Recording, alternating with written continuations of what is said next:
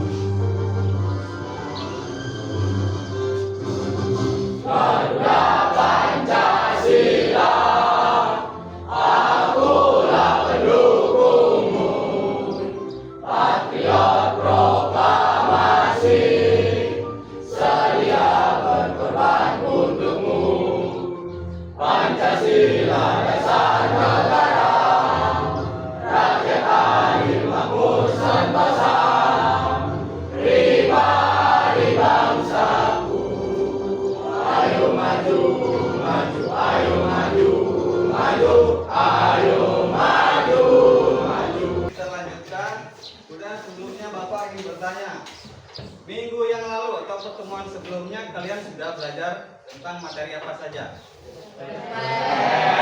Laporan. Terus minggu yang lalu kalian sudah belajar apa? Sebelum teks cerpen. Pidato persuasif. Ada yang masih ingat tidak? Pidato persuasif itu apa? Seni mengungkapkan Seni pendapat secara logis dan jelas. ya, seni mengungkapkan pendapat secara logis. Tujuan pembelajaran kita hari ini itu yang pertama. Bisa lihat tidak yang di belakang? Bisa? Bisa. Yang pertama itu siswa mampu memahami isi cerpen dengan. Yang kedua apa?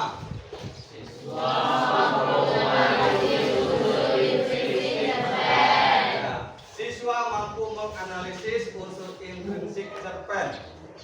Supaya belajarnya lebih semangat, kita ice breaking sebentar ya. Ice breakingnya itu clue-nya. Jadi clue-nya liburan warna-warni. Misalkan Saka hari ini pergi ke Medan. Ya, Saka hari ini pergi ke Medan. Kemudian besok Saka pergi ke hutan. Halo, aku Sakila Fauzia dari kelas 10 MIPA 1. Kemudian setelah kalian menyaksikan sebuah cerita atau cerpen, sekarang Bapak mau tanya, menurut kalian cerpen itu apa? Ada yang tahu? Apa? Cerita pendek, terus apa lagi? Karya sastra bersifat fiksi. Ya boleh, karya sastra yang bersifat fiksi. Kemudian setelah kalian tahu cerpen itu apa, kemudian unsur-unsurnya. Apa saja unsur-unsur yang ada dalam sebuah cerpen. Jadi setiap cerpen itu pasti ada unsur-unsurnya kan? Nah, jadi di sini kita akan belajar tentang memahami isi cerpen, kemudian menganalisis unsur-unsur intrinsiknya. Baik, sekarang supaya kalian lebih paham pada materinya, sekarang Bapak minta kalian buat sebuah kelompok. Nah, kelompoknya buat yang minggu lalu saja ya. Silakan bergabung dengan kelompoknya masing-masing.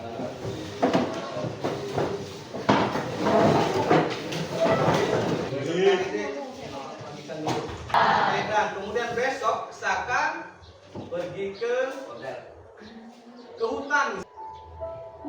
Halo, aku Sakila Fauzia dari kelas 10 MIPA 1. Kemudian setelah kalian menyaksikan sebuah cerita atau cerpen, sekarang Bapak mau tanya, menurut kalian cerpen itu apa? Ada yang tahu? Apa? Cerita pendek, terus apa lagi? Karya sastra bersifat fiksi. Ya boleh, karya sastra yang bersifat fiksi. Kemudian setelah kalian tahu cerpen itu apa, kemudian unsur-unsurnya. Apa saja unsur-unsur yang ada dalam sebuah cerpen. Jadi setiap cerpen itu pasti ada unsur-unsurnya kan? Nah, jadi di sini kita akan belajar tentang memahami isi cerpen, kemudian menganalisis unsur-unsur intrinsiknya. Baik, sekarang supaya kalian lebih paham pada materinya, sekarang Bapak minta kalian buat dua kelompok. Nah, kelompoknya buat yang minggu lalu saja ya. Silakan bergabung dengan kelompoknya masing-masing.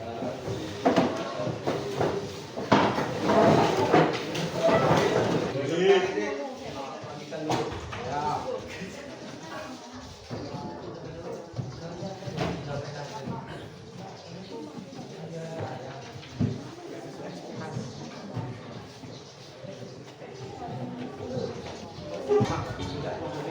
Assalamualaikum anak-anak.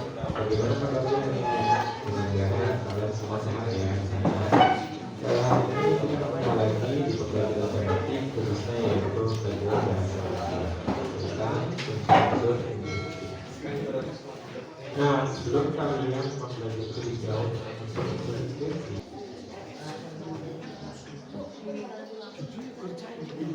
untuk sahabat yang sedih Pak.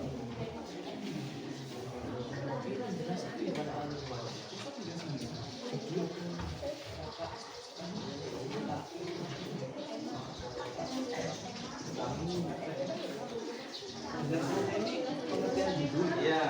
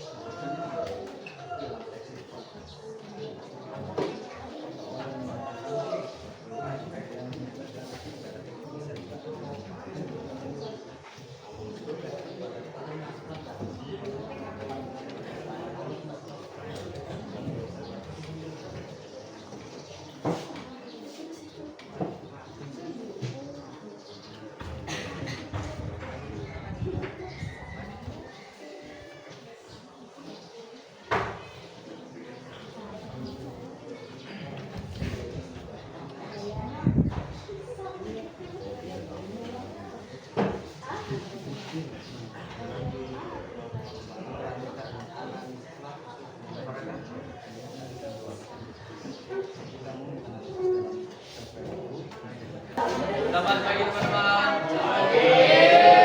Kami dari kelompok 2 yang beranggotan saya Abdul Kusuma,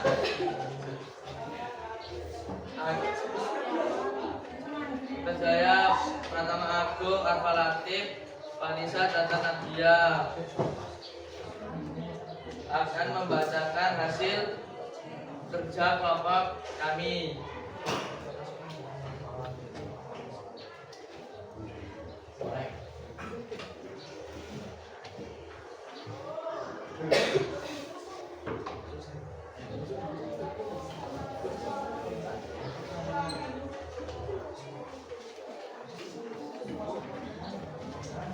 Tuliskan secara rinci unsur-unsur pembangunan cerpen. Unsur pembangunan cerpen 1. Judul. Penjelasan.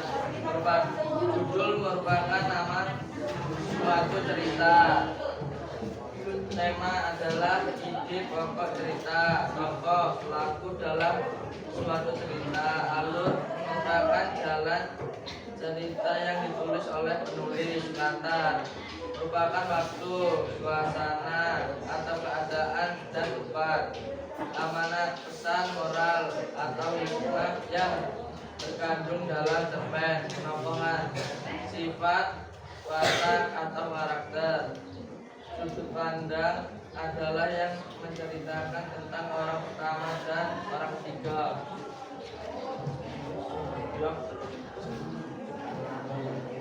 Analisis dulu membangun cerpen pada cerpen biasa. Kemudian bukti pendukungnya. Cerpen, judul, uraian cerita 1.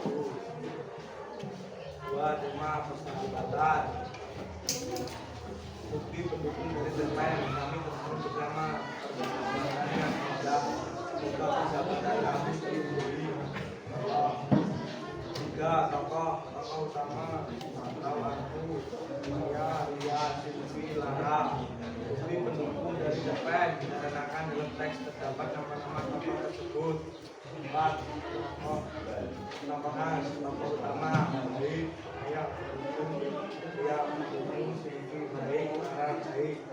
Bukti pendukung dari cerpen dikarenakan sifat-sifat tokoh telah terlihat di dalam teks terdapat pada paragraf yang 5. Latar, bukti pendukung dari cerpen terdapat pada paragraf ketiga dan kedua. 6. Alur, uraian alur campuran, bukti pendukung dari cerpen. Semua paragraf dikarenakan semua paragraf menceritakan dunia sehari-hari selanjutnya dan menceritakan dunia di masa lalu. Bagaimana dapat kita simpulkan setelah membaca teks?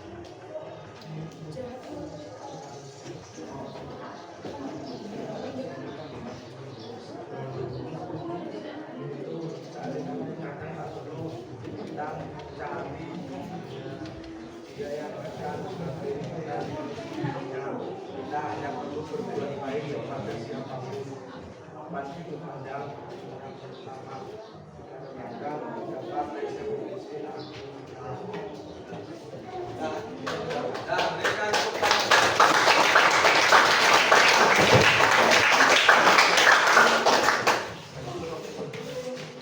kemudian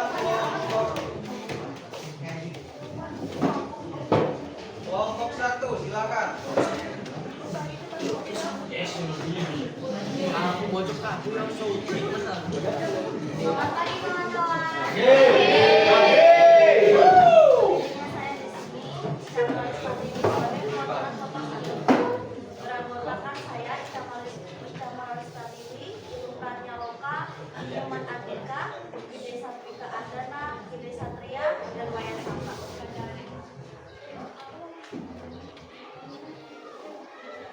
Judul merupakan nama sebuah cerita. 2. Tema merupakan gagasan utama atau ide pokok suatu cerita. 3. Tokoh merupakan pelaku dalam suatu cerita. 4. Alur merupakan urutan jalan cerita yang disampaikan penulis. 5. Latar mengacu pada waktu, keadaan dalam cerita. 6. Amanat merupakan pesan moral dan hikmah yang disampaikan penulis. 7. Sudut pandang merupakan cara pengarang memposisikan dalam cerita. 8. Penomohan merupakan sifat pelaku sebuah cerita. Judul unsur pembangun cerpen. Judul uraian untuk sahabatku. Detik pendukung dari cerpen. Kala langit mendung, begitu tenangnya jika ada sahabat menemani saat semua terasa sepi. Begitu senangnya jika ada sahabat bersama. Sahabat, sahabat, dan sahabat. Tema persahabatan. Bukti pendukung dari cerpen. Akhir sisa air matamu, kami saksikan bersama. Persahabatan yang indah. Semoga persahabatan kami dilindungi. 3. Tokoh Silvi, Fai, Ria, Maya, dan Lama berada pada paragraf 3, 4, 5, dan 6. 4. Penokohan Silvi, Fai, Ria, Maya, dan Lama. Silvi baik, Fai baik, Ria baik, Maya dan Fai. Sedangkan Lara jahat. Kenapa Lara disebut jahat? Lara tidak mau berteman pada siapapun dalam cerita tersebut. Alur maju. Bukti pendukung dan cerpen. Karena tidak ada alur yang mengarah mundur pada alur cerita tersebut. 6. Latar sekolah berasrama ditunjukkan pada paragraf 2. 7. Amanat uraian sahabat itu terkadang tidak perlu kita cari, dia datang sendiri. Bukti pendukung dan cerpen paragraf terakhir. Sudut pandang orang ketiga. Karena paragraf pertama tidak adanya kata saya atau aku yang menjadi alasan sudut pandang orang pertama. Sekian dari presentasi kelompok kami.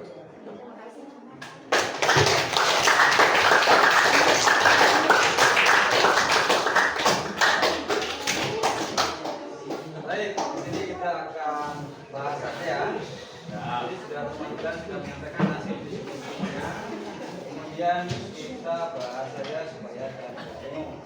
Tadi di pertanyaan yang pertama di FKPD itu kalian disuruh tuliskan secara rinci unsur-unsur pembangun cerpen. Tadi sudah disampaikan dengan kelompok berapa? Kelompok 2 dan kelompok 1. Yang pertama unsur-unsurnya apa? Yang kedua? Yang ketiga? Terus? Alur?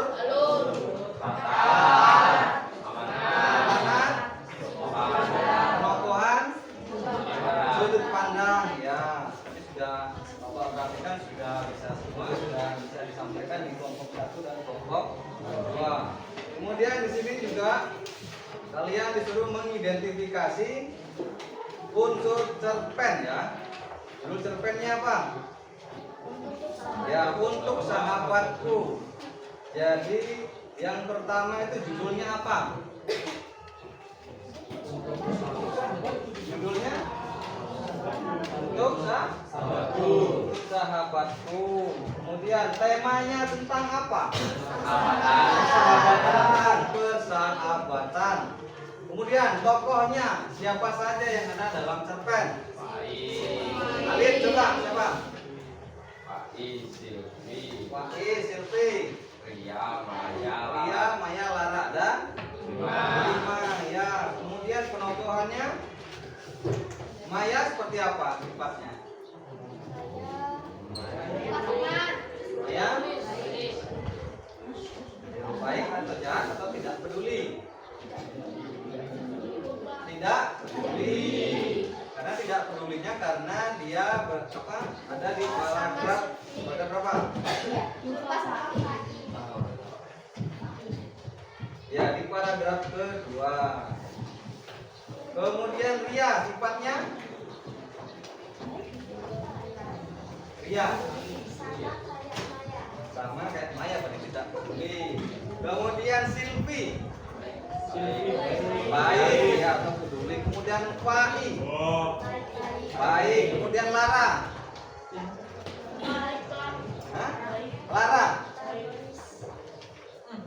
Lara ayo dalam ceritanya seperti apa Lara itu?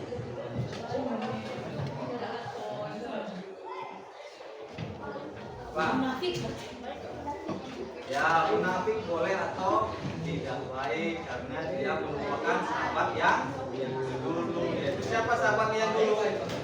Silvi. Sahabat Lara itu. Makanya Silvi itu dia bercerita kepada pakinya bahwa si Lara itu dulunya sudah pernah akrab dengan Covid, terus sekarang dia tidak mau akrab lagi dengan dia. Kemudian alur yang digunakan dalam cerpen.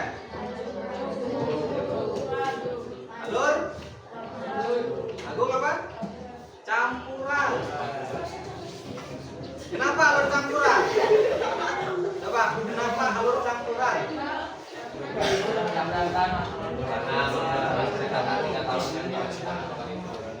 Ya, bisa dilihat di paragraf pertama dia menceritakan masa yang sekarang, kemudian di paragraf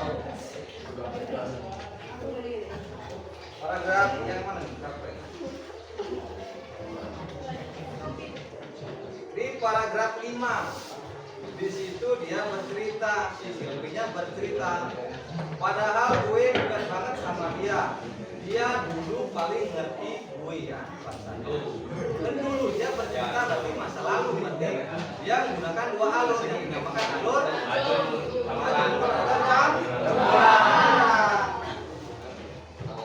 kemudian sudut pandang yang digunakan orang nah, coba bilang sudut pandangnya apa? Kenapa? Karena di paragraf kedua dia pengarangnya jadi pemeran di ceritanya. Iya, jadi sudut pandang yang digunakan itu yaitu sudut pandang orang pertama. Karena di sini dia berkata, aku memang seorang yang sangat fanatik. Jadi seolah-olah si pengarang itu ada dalam cerita. Jadi alur apa tadi? Apa sudut pandang apa? Orang pertama.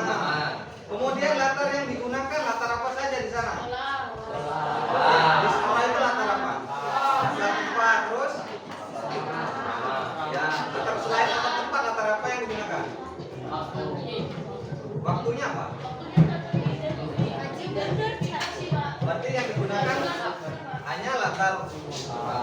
dan latar suasana ada nggak di sana? Ada atau tidak? Ada harusnya. Ada karena si Pai itu kan menangis. Nah, ingat tidak? Dibaca nggak tadi? Menangis kemudian dia ingin berbaring di kasurnya Silvi. Kemudian sudah latar apa? Nah, amanat-amanatnya apa?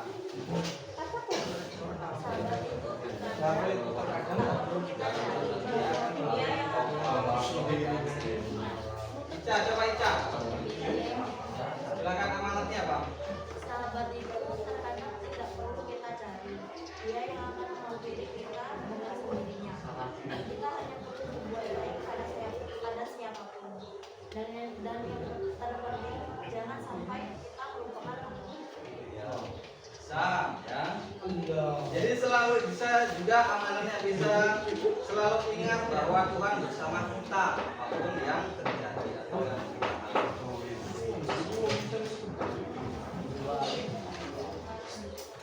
Ada lagi nggak tadi unsurnya yang belum disebutkan? Kemampuan sudah. Pak, ada lagi nggak? Sudah. Baik kalau sudah. Sekarang kita simpulkan pembelajaran kita pada hari ini. Jadi apa saja yang telah kita pelajari pada kegiatan ini? Pertama, unsur fisik atau unsur cerpen. Terus apa lagi? Pengertian cerpen. Nah dari unsurnya apa saja tadi? Ada yang bisa menyebutkan? Agung. Tema, tokoh, penokohan, alur, sudut pandang, latar, dan amanat. Ya. Jadi kita hari ini kita sudah belajar tentang pengertian cerpen, kemudian memahami isi cerpen. Tadi kan kalian sudah baca kan? Memahami isi cerpen, kemudian unsur-unsurnya juga kalian pelajari. Carilah contoh cerpen dengan tema yang kalian inginkan. Bisa di internet, bisa di majalah, bisa di surat kabar atau dan lain-lain atau di mana saja yang tepat. Ya. Kemudian yang kedua tentukan unsur-unsur intrinsik yang ada pada cerpen yang kalian temukan. Jadi setelah kalian menemukan cerpen yang kalian inginkan, baru kalian tentukan unsur-unsurnya. Apa saja materi yang sudah dipelajari pada hari ini? Tadi sudah belajar apa? Terus apa lagi? Unsur. Kemudian yang kedua, apakah sudah paham tentang materi menganalisis unsur intrinsik? Sudah paham atau belum? Kemudian yang ketiga, bagaimana perasaan kalian setelah belajar materi pada hari ini? Gimana perasaan?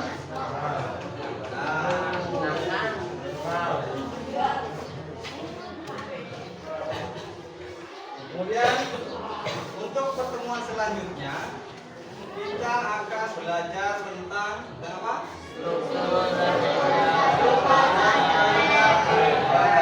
Cerpen. Itu materi yang akan kita pelajari untuk minggu depan.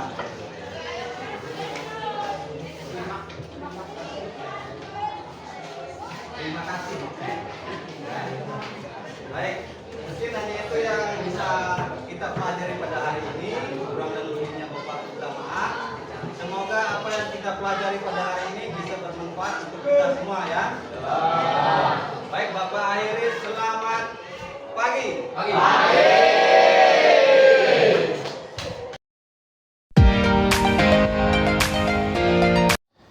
Assalamualaikum warahmatullahi wabarakatuh. Selamat siang. Bertemu kembali kita di percakapan pasca observasi ya, bersama saya CGP, tamu saya Tiwayuni, kemudian rekan saya Bapak Putu Badrasana, kemudian pengajar praktik Pak Rudi Samsul. Gimana Pak kabarnya? Alhamdulillah, sehat Bu. Baik Pak Badr, minggu lalu kita sudah mengadakan pra-observasi ya Pak ya, sudah melakukan kegiatan observasi kelas 9 ya Pak ya, mata pelajaran bahasa Indonesia ya. Gimana Pak perasaannya Bapak setelah melakukan kegiatan observasi? Perasaan saya setelah melakukan dalam pembelajaran atau kegiatan yang saya laksanakan itu berjalan dengan lancar dan berjalan dengan baik. Ya. Alhamdulillah ya Pak ya, seperti yang saya lihat pas kegiatan observasi kemarin juga, kegiatan yang sudah Bapak lakukan berjalan dengan baik dan lancar. Tolong Pak sampaikan kembali apa yang menjadi area pengembangan kompetensi dan strategi yang Bapak lakukan kemarin. Dan di sini saya mengembangkan metode pembelajaran problem based learning yang bertujuan agar siswa itu mampu memahami isi cerpen dan menganalisis unsur-unsur intrinsiknya. Kemudian strategisnya itu di awal pembelajaran saya menayangkan sebuah video cerpen sebagai orientasi masalah. Kemudian setelah yang sintak yang kedua, saya mengorganisasikan siswanya, yaitu membentuk sebuah kelompok. Kemudian yang ketiga, saya membimbing penyelidikan. Di dalam penyelidikan ini saya menayangkan sebuah video pembelajaran sebagai referensi untuk siswa dalam menyelesaikan masalah pada LKPD-nya. Kemudian sintak yang keempat yaitu mengembangkan dan menyajikan hasil. Jadi siswa di situ menyusun hasil diskusi dan menyampaikannya melalui presentasi. Kemudian yang terakhir itu mengevaluasi. Jadi di sini saya bersama siswanya itu menyampaikan hasil pembelajaran atau menyampaikan jawaban dari pembelajaran yang ada di LKPD itu sendiri. Iya, baik Pak. Sesuai dengan catatan observasi saya kemarin ya Pak ya, Bapak sudah menerapkan pembelajaran based learning ya Pak ya. Sudah sesuai dengan sintak-sintaknya, seperti yang Bapak jelaskan tadi. Saya juga sudah melihat di pembelajaran Bapak sudah ada orientasi masalah di mana Bapak menayangkan sebuah video yang isinya cerpen ya Pak ya, untuk diamati siswa sebagai orientasi awal permasalahannya. Kemudian Bapak sudah mengorganisasikan siswa. Situ saya lihat Bapak sudah mengelompokkan siswa-siswa ya. Kemudian yang selanjutnya itu saya juga melihat Bapak membagikan LKPD ya Pak ya kepada siswa. Kemudian sintak selanjutnya Bapak sudah membimbing dan penyelidikan. Nah, situ saya melihat Bapak menayangkan video pembelajaran ya Pak ya sebagai bahan referensi dalam menjawab LKPD yang Bapak berikan. Nah, kemudian selanjutnya Bapak sintak yang selanjutnya itu mengembangkan dan menyajikan hasil. Di situ saya lihat setiap kelompok itu berdiskusi, kemudian mempresentasikan hasilnya, ya Pak ya. Kemudian yang sintak terakhir yaitu menganalisis dan mengevaluasi. Di situ saya melihat peserta didik dan guru bersama-sama menyimpulkan hasil jawaban-jawaban dari LKPD tersebut. Sudah sesuai ya Pak ya, menurut catatan saya sudah sesuai dengan pembelajaran yang sudah diterapkan. Kemudian Pak, dari observasi kemarin ada nggak Pak kendalanya? Ya, kendalanya itu masih ada beberapa siswa itu kurang terlibat aktif dalam pembelajaran pengompokan itu. Jadi ada ya nih Pak ya, Ya. beberapa nggak aktifnya itu seperti apa Pak? Tidak aktifnya itu dia itu tidak fokus dengan masalah yang di LKPD, kemudian siswanya itu asik sendiri dengan teman sebelahnya. Jadi masih ada nih ya Pak ya siswa yang tidak aktif, masih yang ngobrol sendiri sama temannya, tidak fokus. Nah, kira-kira dari permasalahan tersebut nih solusinya apa untuk kedepannya Pak? Mungkin solusinya itu saya mengatur ulang pengelompokan itu sesuai dengan kemampuan siswanya itu dan sesuai dengan gaya belajarnya masing-masing dari setiap siswa. Ya, jadi nanti kedepannya Bapak ini akan mengatur ulang gitu ya Pak ya, kelompok-kelompoknya sesuai dengan gaya belajar anak tersebut. Kira-kira kapan nih akan diterapkan Pak? Mudah-mudahan untuk pertemuan selanjutnya bisa diterapkan. Iya, baik untuk pertemuan selanjutnya ya Pak ya, ditunggu kabar baiknya. Semoga apa yang Bapak rencanakan, apa yang Bapak impikan kedepannya berjalan dengan baik. Ya, itu saja ya Pak ya. Terima kasih atas jawaban-jawaban yang sudah Bapak berikan. Saya akhiri. Assalamualaikum warahmatullahi wabarakatuh.